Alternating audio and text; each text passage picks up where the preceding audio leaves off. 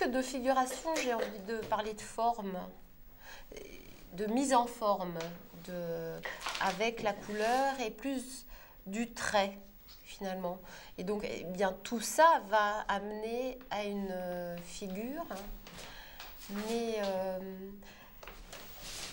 c'est dans ce sens-là que c'est de la peinture, c'est-à-dire que c'est un agencement de couleurs, de formes, de textures, de traits, et tout ça, ça va donner naissance à plus une tête de femme, plus un arbre, plus une table. Et finalement, ce qui est le plus important dans l'acte créatif, c'est tout ce qu'il y a avant.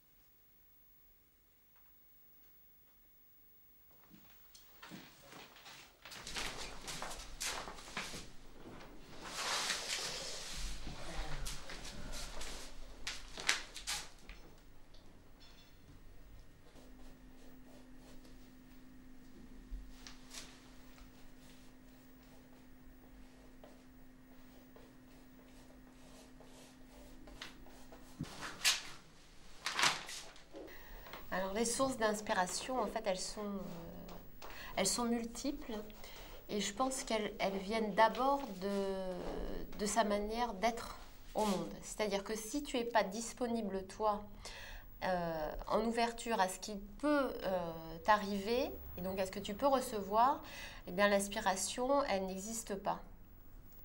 Voilà, donc c'est déjà une disponibilité à être. Et ça, c'est énorme, parce que c'est vrai que dans la vie, il y a plein de choses qui te happent et qui t'éloignent de cette disponibilité. Et puis sinon, dans ce qui peut faire déclic, à peu près tout peut faire déclic. Ça peut être un mot d'une femme dans la rue qui va résonner d'une certaine manière à mes oreilles. Ça peut être une image à la télévision. Enfin, je veux dire, l'inspiration, elle ne revêt pas forcément un caractère romantique qu'on a peut-être envie de lui donner. Ça peut être quelque chose de très pragmatique, de très concret, dans le réel.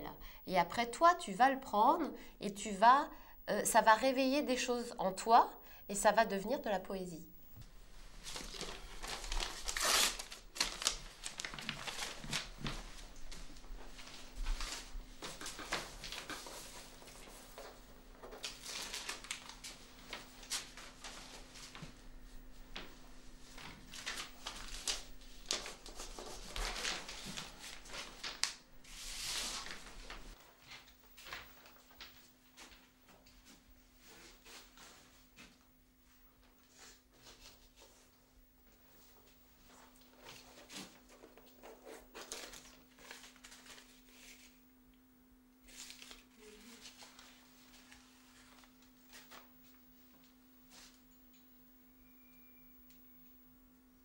Finalement, ce qui m'intéresse, c'est l'humain, et l'humain n'est pas monolithique. Donc, je ne vois pas pourquoi je ne m'autoriserais pas la pluralité de ce que je suis.